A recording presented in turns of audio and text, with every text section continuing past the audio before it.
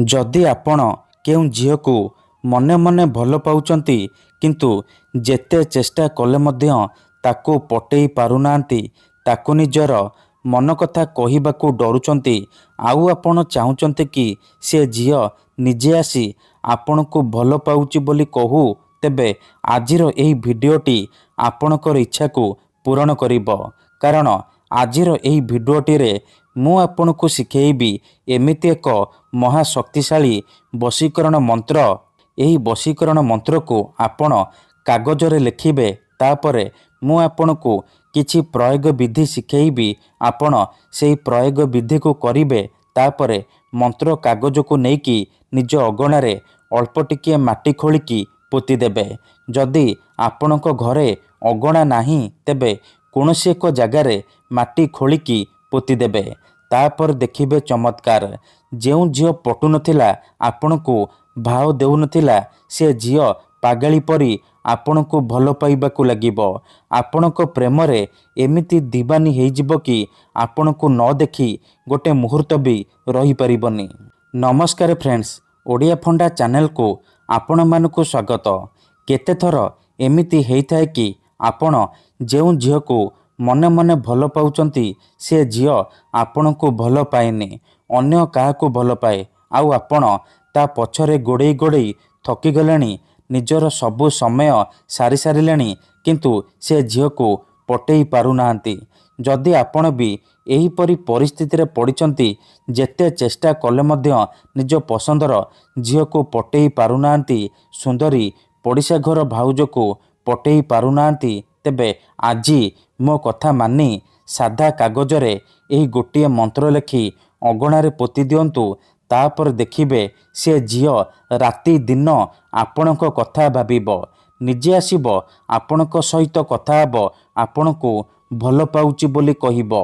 जेउ विवाहिता नारी बा पड़िशा घर भाउज को आपण दिन राति भाबुचंती, तार सुंदरता को देखि ताड़को आकर्षित हेउचंती, से नारी बा भाउज राति दिन फोन करिबो, हाथ धरिकी रूम को डाकिबो, जहा चाहिबे ताहा करिबो।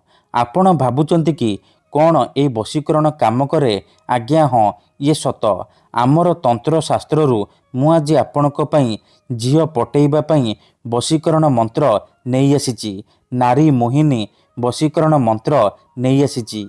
एही मंत्र को आपण साधा कागजरे लेखिकी अगणारे पोतिबा मात्रे जेउ झील बा नारी पई आपण एही वशीकरण करिथिबे, सीए आपणक आड़को आकर्षित हेबाकू लागिबो, आपणकर गुलामी करिबो।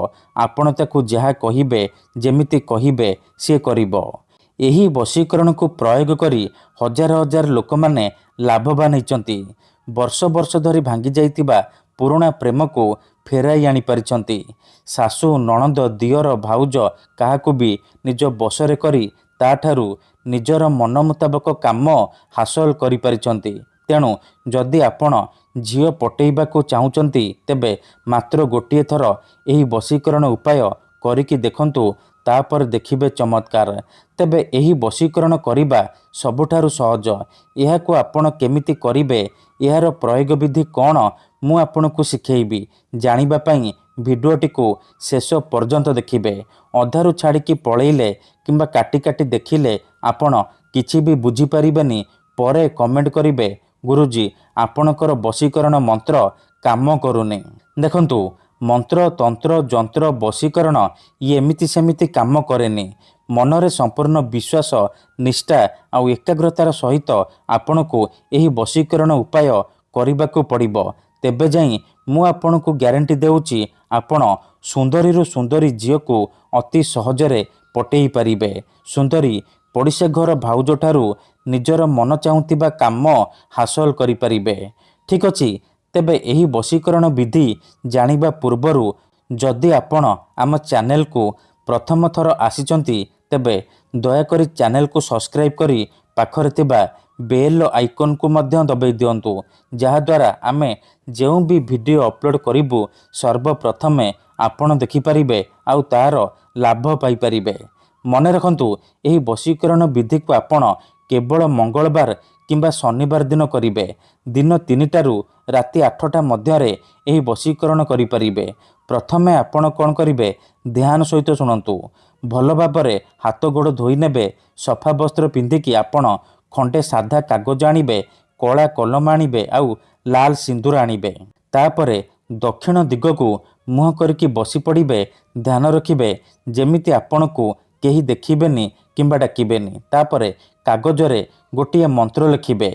ଓମ୍ ନମ କାମଦେବାୟ ଆମୁକଂ ମେ ବଶ୍ୟମ୍ କୁରୁ କୁରୁ ସ୍ୱାହା।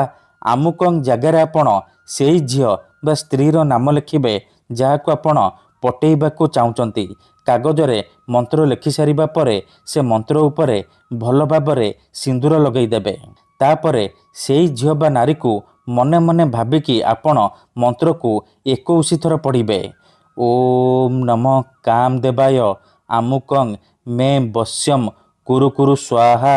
ଆମୁକଂ ଜାଗାରେ ଆପଣ ସେଇ ଝିଅ ବା ସ୍ତ୍ରୀର ନାମ କହିବେ ଯାହାକୁ ଆପଣ ପଟେଇବାକୁ ଚାହୁଁଛନ୍ତି। 21 ଥର ମନ୍ତ୍ର ପଢ଼ି ସାରିବା ପରେ ସେ କାଗଜରେ ଗୋଟିଏ ଥର ଫୁଙ୍କିଦେବେ। ଏତିକି କରିସାରିବା ପରେ ସେ ମନ୍ତ୍ର କାଗଜକୁ ଭଲ ଭାବରେ ମୋଡ଼ିକି ନିଜ ଅଗଣାରେ ଅଳ୍ପ ଟିକିଏ ମାଟି ଖୋଳିକି ପୋତିଦେବେ। ଯଦି ଆପଣଙ୍କ ଘରେ ଅଗଣା ନାହିଁ ତେବେ କୌଣସି ଏକ ଜାଗାରେ ମାଟି ଖୋଳିକି ପୋତିଦେବେ। ଗ୍ୟାରେଣ୍ଟି ଦେଉଛି ଏହି ବଶୀକରଣ କରିବା ମାତ୍ରେ ସେ ଝିଅ ହେଉ ବା ବିବାହିତା ନାରୀ ଆପଣଙ୍କ ଆଡ଼କୁ ଆକର୍ଷିତ ହେବାକୁ ଲାଗିବ, ଆପଣଙ୍କୁ ଭଲ ପାଇବାକୁ ଲାଗିବ। ଧନ୍ୟବାଦ।